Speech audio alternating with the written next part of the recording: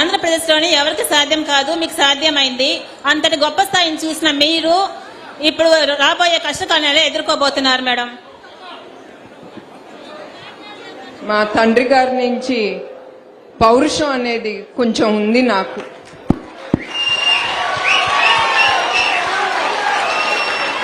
చంద్రబాబు నాయుడు గారి పెళ్ళైన తర్వాత ఆయన దగ్గర నుంచి నేను నేర్చుకుంది క్రమశిక్షణ, ఓర్పు అనేది ఆయన దగ్గర నుంచి నేను నేర్చుకున్నాను. సో రెండు కలిసి నన్ను ముందుకు తీసుకెళ్తాంది. అదే వాళ్ళ దగ్గర నుంచి నేను నేర్చుకుంది. అమ్మా నెక్స్ట్ పేరు చెప్పమ్మా. ప్రవీణ, తిరుపతి నుంచి అండి మేడం.